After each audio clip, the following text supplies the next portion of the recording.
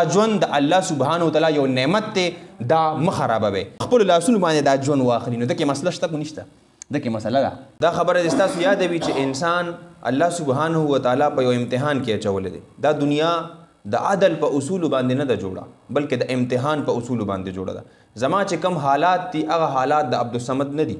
یو شان نه دي عدل دې کې نشته حالات ستا جدا دي زما جدا دي دغه رنګ تاسو خپل ځان نورو خلکو سره کمپیر کړئ زموږ د وطن چې کم حالات دي هغه د نورو وطنونو هغه رنګ حالات نه دي یعنی په اجتماعي سطح باندې حالات بدل دي او په انفرادي سطح باندې حالات بدل دي دې کې تکلیفونه هم راځي مصیبتونه هم راځي مختلف قسمه د انسان نه تنګ راشي انسان د ټولنې نه تنګ راشي انسان د حکومت نه تنګ راشي مختلف قسمه داسې څیزونه واقع کېږي په دې آیت په موږ غور او فکر کوو په دې کې الله سبحانه وتعالی هغه غمجنو خلکو له هغه مایوسو خلکو ته هغه خفا چې د خپل کړو وړو نه خفوي د نتایجو نه خفوي کوشش کوي او هغه کوشش هغه کامیابیږي نه هغه خلکو طرف ته الله سبحانه وتعالی د کاونسلینګ کړی دی مطلب داسې خبرې کړي چې پای حرکت پیدا شي او هغه تحریک فرض کوي یو تحریک کوششونه کوي او هغه کامیابیږي نه هغه تحریک ته د هغه تحریک هغه افرادو ته یعنی مؤمنینو ته هغې کې خطاب کړی چې تاسو غمجن کېږئ مه ښه وخت در باندې راشي او دا خو ورځې دي مونږ اړو کله تا باندې تکلیف دی په ما باندې خوشحالي ده دا ورځې چینج کېږي را چینج کېږي نو تاسو همت مه بایلئ په دې کې یو ډېر ښکلې تسلي او حوصله الله سبحانه وتعالی مؤمنینو ته ورکړې ده نو زه الله سبحانه وتعالی نه دعا کوم چې په دې کې چې کوم پند پروت دی کوم نصیحت پروت دی هغه ته موږ حاصل کړو زه هم پې عمل وکړم او تاسو هم پې عمل وکړئ ولا تهنوا ولا تحزنوا وهن څه ته ویلی شي اول به په دې باندې لږ خبر وکړم وهن ویلی شي محققین علما دا وایي چې کله جسم کمزوري شي او زما یو ډېر خوښ عالم امام ابن عاشور فرمایي چې وهن دې ته ویلی شي چې په اراده کې هم سړی کمزوري شي یا په بدني لحاظ سره سړی کمزوري شي کمزوري پکې راشي څه بیماري پکې وي څه کمزوري پکې راشي یا د ارادې هم کمزوري شي دې ته په عربی ژبه کې وهن ویلی شي یا مزید محققین په دا خبره کوي چې ته څیزونه کې ته یو کار کې خو ته د هغې تا ته هغې ته ثمره نه میلاویږي هغه کار کیږي نه ته یو کار کولو کوشش کوې او هغه کار کیږي نه لکه بار بار کوشش کوې چې زه پاس شم او یو ځل فیل شي ته بل ځل کوشش کې او بار بار ته فیل کېږي یعنې ته خواري کې خو هغه رنګ نه راوړي یا بل دغه دا کوي چې ته اټمپټونه کې یو اټمپټو کې د پرمختګ بل وکې او هغه کامیابیږي نه نو دغه کې تا کې یو اراده رې کمزوري شي مړه بس نه کېږي رو ته ځان ته دا بار نه د تقوتونه وي رو ته دا محسوس کړي چې بس نه کېږي ته رو دغه کار نه بیا لاس انج هغه کار نه کوي دې کې تاسو دا کنسیډر کوئ هغه فرض کوي یو خطیب دی هغه لګیا دی یو ټولنې سره خواري کوي یو مصلح انسان دی هغه ټولنې سره خواري کوي یو سیاستدان دی هغه ټولنې سره خواري کوي ښه کار کوي د دین کار کوي درس ورکوي او هغه دا محسوسوي بعضې وخت کې دا وسوسې انسان ته راځي لکه زموږ خو دې فیلډ سره تعلق دی تاسو هم دا محسوسوئ یاره چې خواري کوم او خلک خبره نه مني یو خواري مو وکړله دعوت ورکوم د امن خبره کوم د توحید خبره کوم د سنت خبره کوم بار بار کوم کار نه کېږي خلک خبره نه مني نو ته دې ځای کې داسې لږ ریوس ګیرو لګي او لږ شان ته دا محسوسوې چې یاره بس زړه دې داسې بې زړه شي خلک زموږ د ملګري اکثر وایي که مړه بس مې پرېږدی وي نه کېږي دا داسې قسمه صورتحال ته هغې ته وهن ویلی شي او دا وهن نه بیا رو ته مایوسۍ طرف ته لاړ شي او هغه مایوسۍ هغه خفګان هغې ته حزن ویلی شي مطلب هغه اټمپټونه کې هغه کېږي نه او ته ورو په اراده کې کمزوري شي او چې په اراده کې کمزوري شي اخره کې ته بس بالکل مایوسه شي دې ته حزن ویلی شي په عربی ژبه کې محققین علما دا وایي چې الله سبحانه وتعالی آغاز ته څنګه کړی دی نو هغه د مسالې جړ نه شروع کړی دی نه دی ویلي چې لم یقل لا تحزنوا د دې نه مخکې یو مسله چې تحزنو تاسو خفه کېږئ بلکې دی ویلي ولا تهینو او وهن درکې پیدا نه شي حزن خو ډېره غټه خبره ده لکه تاسو د آیت د ویټیج ته وګورئ د انټنسټي ته وګورئ چې ډېر آغاز یې د دې نه دی کړی چې تاسو غمجن کېږئ مایوسه کېږئ نه دی نه دی ویلي بلکې وهن درکې پیدا نه شي ارادې هغه کمزوري نه شي د ارادې په بنیاد باندې بس تا مایوسۍ طرف ته ځکه ته یو اټمپټو کې ته بار اټمپټونه کې هسې کې او هسې رنګ نه راوړي په هغې په بنیاد کې ته خفګان ښکار شي نو الله سبحانه وتعالی خفګان نه دی یادې کړی بلکې ستا هغه هسې یادې کړي چې په هغې کې کمزوري رانه شي د آیت دی خوبصورتۍ ده تاسو وګورئ چې الله سبحانه وتعالی د هغه جړلی نه هغه مسله رانیولې ده نو ځکه یې ویلي ولا تهینو تاسو په هغه هسې چې کومې کوئ هغې کې کمزوري نه شئ مخ پړوان دی ځای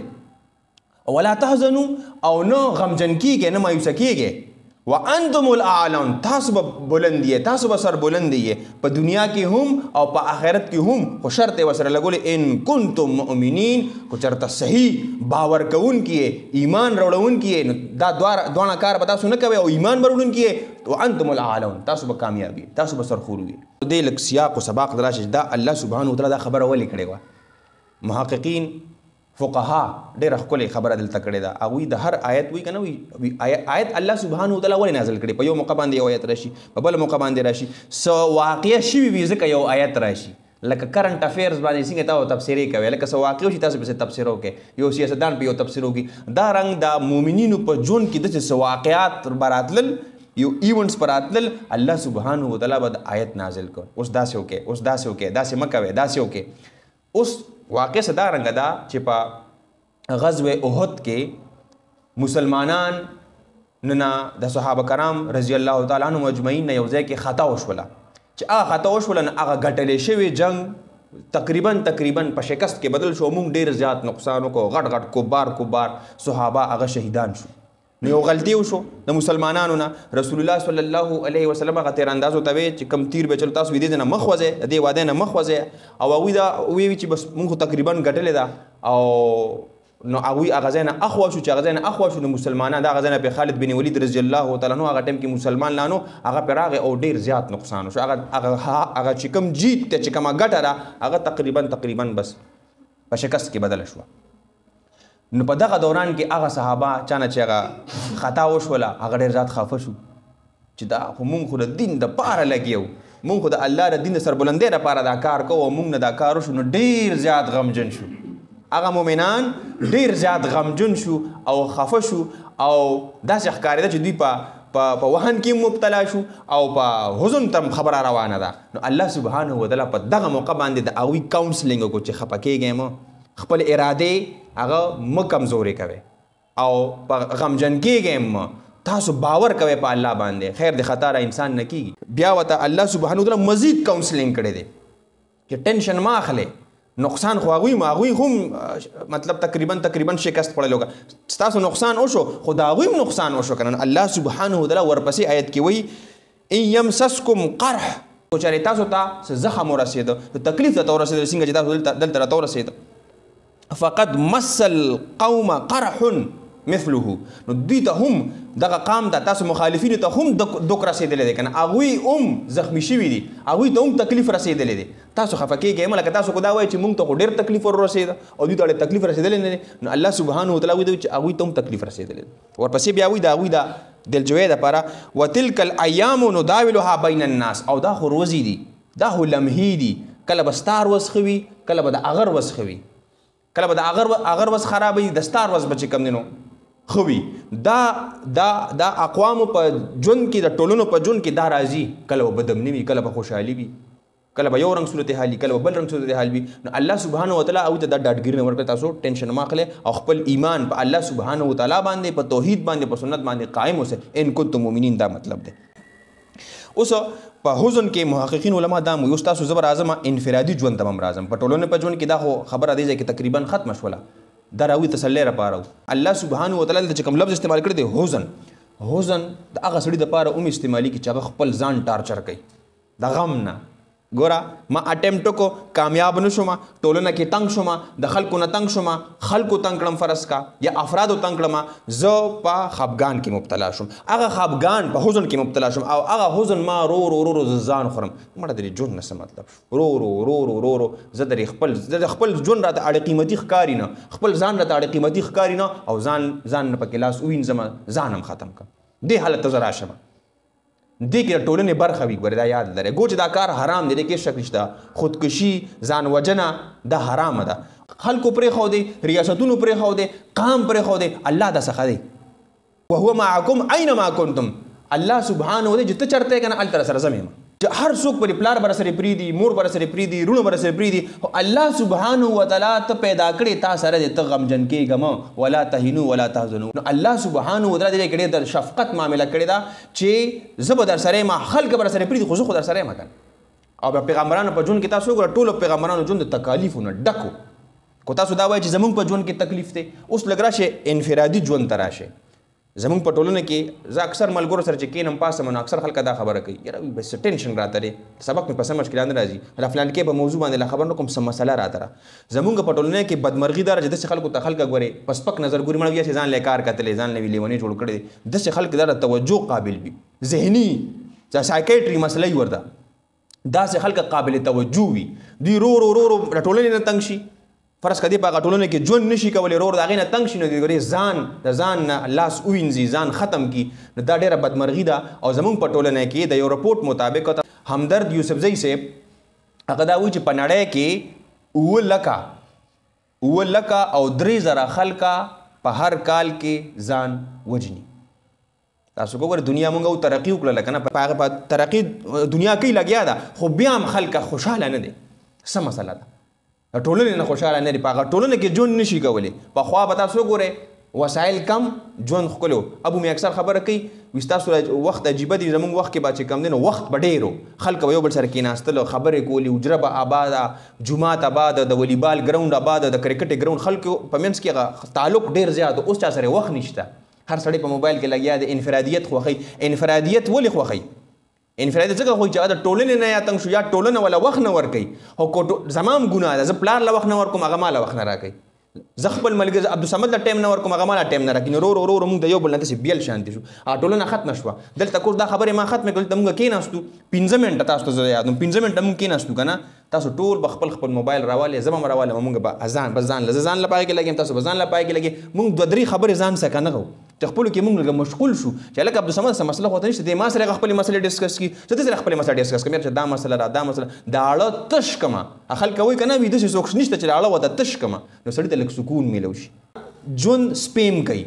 ژوند سنډام کوي ژوند خر او اسم کوي مارم کوي او انسان هم کوي په دغه بنیاد باندې دا دواړه حیوانان دي سوشل انیمل مونږ اومو خو په دې کې په مونږ کې او په هغوی کې یو فرق دی مونږ جذبات لرو مار دا نه وي اس دا نه وي چې راځي چې لکه نن خو لږ ګپ لګو اړه ته سپکوم نه وي کې دا څیز نشته دا پکې الله سبحانه وتعالی ایموشنز یې پکې نه دي ښودی داسې خپ کلام نشي کولی حیوان ناطق هغه زه یم انسان زه ټولنه غواړم زه ملګري غواړم زه یاران دوستان غواړم چې ما سره کینی زه مور غواړم زه ښځه غواړم زه خور غواړم چې مونږ کینو انسان کینی دې غواړي او دې په خپل منځ کې خبرې وکړي دکې اوس ایموشنز شته دې غواړي زه خبره وکړم او هغه ته کټ شي تاسو خپل ځان لګیږئ نو دا دغه حزن کې سړی مبتلا کیږي او چې په حزن کې مبتلا شي هغه بیا د انسان ځان وجني زمونږ دلته په پیښور کې په یو ښه پوهنتون کې زمونږ یو کشر ورور غالبا د دیرو ضیا نوم د کشر نو هغه دغه رنګ ځان وجلی دی او د هغه څه بعضې الفاظ په دې سوشل میډیا باندې ګردش کې هغه دا وایي چې پلاره څه د عشق معشوقې دغه مې نشته دغه کاتیم نشته خو زه په دې ټولنۍ کې ژوند نشم کولی اوس والله علم چې څه مسله ده ماشوم وړوکي نو بجای دی چې خلک دته پیغورونه ورکړي مختلف قسمه هغه نه دي پکار هغه بچي خلک تنګي هغه سره داسې غلط کار کیږي پلار ته ال نشي ویلی سپیس ډیر زیات دی پلار ته غږ نشي کولی یا مور ته لور غږ نشي کولی دا ګیپونه ختم کړي نو ما تاسو ته څه وجوهات راوړي چې دې وجوهات څه دي په ټولنه کې دا ډېره دا وخت ډېره ضروري مسله ده باید چې دې باندې غور او فکر وکړي شي دوی دا وایي دا محققین دا وایي دا همدرد یوسفزئی صاحب یو آرټیکل لیکلی دی په هغې کې دا لیکلي چې انسان تاسو که غور وکړئ که نه زما تر خپل ژوند ډېر ګران دی زه داسې په لاره روان یم ما سره استاد جن نقیب خان کاکا راسره زه داسې روان یم او په لاره کې چې ته میخ دی نو دته مې مګر اخوا هلکه میخ په دې پخپو کې لاړ شي او زه ته خپله مخوا شم ولې ما ته هم دا خپل ژوند ګران دی د ژوند هم راته ګران دی او ده ته هم خپل ژوند ګران دی دا زموږ په شعور کې دا خبره ده زه نه غواړم چې ما ته نقصان ملو شي زه نه غواړم ده ته نقصان ملو شي داسې ده او یو په لاشعوري طور سره زما جسم ریسپانس راکړي زه روان یم یکدم څه دوړه راله زما په دې سپېږمو باندې ننوتله نو په سپېږمو باندې دونه ننوتي پرنجي ورته وایي که نه پرنجي راشي ګوره ستا جسم ریسپانس وکړو عبدالرؤف وایي غلطۍ کې راته وایه جسم ریسپانس راکړه چې دا سیز دننه نور نظام ته لاړ نشي سیسټم ته لاړ نشي دماغ اکټیو شو ریسپانس یې ورکړه چې هغه پرنجي وکړي چې هغه نقصان مزید نور ونشي نو په لاشعوري طور سره او په غیر لاشعوري طور سره زه ګورې ځان مرګ له نه ورکوم چې یو روغ رمټ انسان یي که نه هغه به دا رویه کوي د مار نه به یریږي د میخ نه به ځان اخوا کوي د ګولۍ نه به ځان بچ کوي دغه پرنجې به کوي جسم یې ټیک دی خو بعضې خلک چې هغه نفسیاتي دومره په حزن کې مبتلا شي او په وهن کې مبتلا شي په حزن کې مبتلا شي چې هغه بیا دغه ځان چې لاشعوري طور سره جسم ریسپانس ورکوي او په شعوري طور سره جسم ریسپانس ورکوي هغه ژوند بیلي هغه دغه په خپلو لاسونو باندې دا ژوند واخلي نو دکې مسله شته خو نشته دکې مسله ده دې سړي کې مسله ده د دې اسباب ډیر دي. اسباب دا دي. نمبر 1 دا دی چې همدرد یوسفزۍ صاحب چې څه لیکلي یوازې ژوند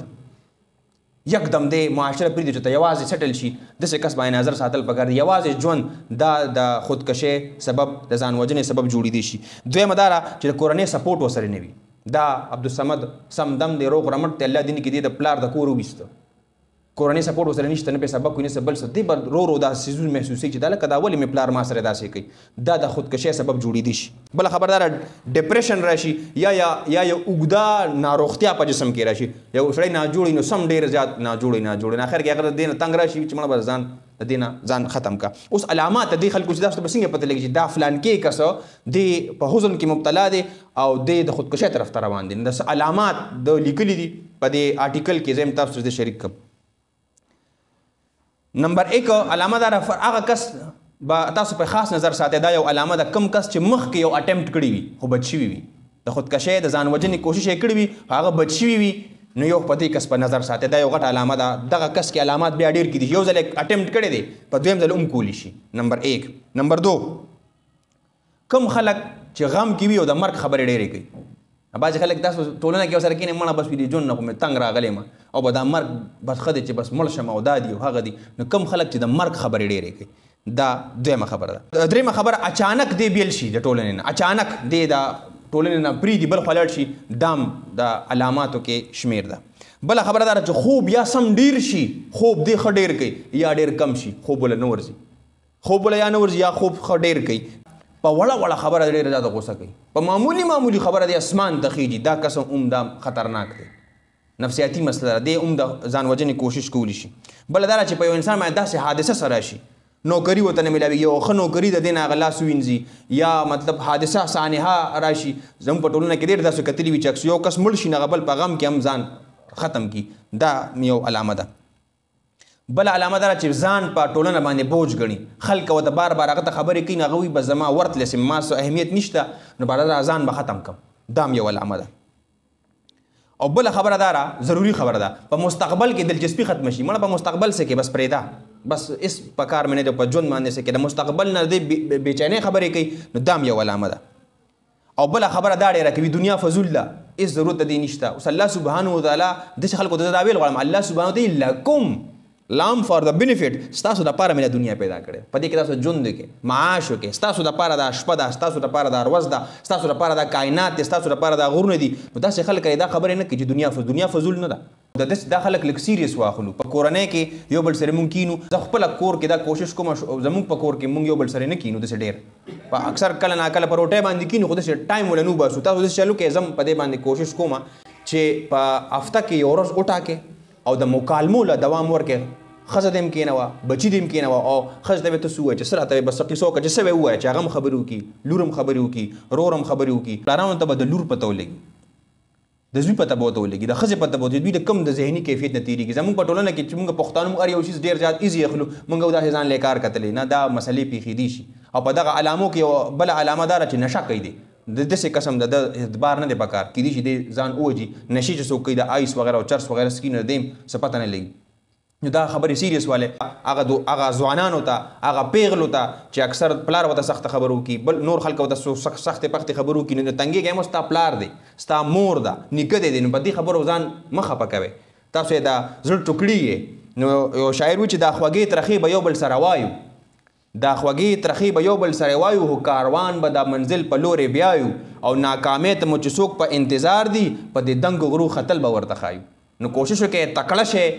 قرآن له ډډې ورکې سنت له ډډې ورکې یو بل سره ملګري شئ یو بل سره کلام وکړئ غمجن کېږئ مو په وهن کې مو مبتلا کېږئ په حزن کې مو مبتلا کېږئ مؤمنان یې تکړه شئ او د دې ستونزو د دې بدامنۍ د دې تیارو مقابلې وکړئ تکړه شئ.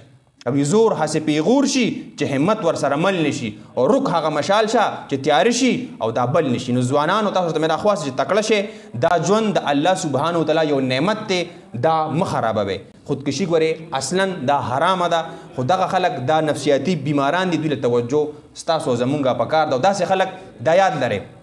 اخري خبر کوم ډېره ضروري خبره ذهن ته اوس راغله چې داسې خلک کې داسې مسله راشي که نه تاسو په هغه په پیریانو باندې او په مولیانو باندې مه ګرځوئ. دا خالصتا د سایکیټري مسله ده نفسیاتي ډاکټر له ډایرکټ بوزئ. تاسو هغه په د نور خلکو کله په بنیر ته بوزو، کله کاکا صاحب له، کله بابا صاحب له، هغه په هغې کې نورم میرات کوي. مې خواست مې دا دا ډاکټر له تاسو بوزئ. بارك الله لي ولكم في القرآن الحكيم ونفعني وإياكم بالآيات وذكر الحكيم. آمين يا رب العالمين.